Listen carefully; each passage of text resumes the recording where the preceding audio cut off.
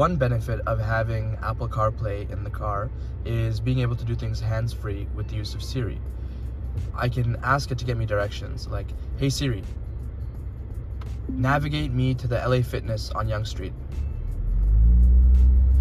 Getting directions to LA Fitness using Waze. And as you can see here, it's putting the directions on the maps, and I can do all of this hands-free while paying full attention to what's going on the road. Another really useful feature is to be able to control the music with your voice.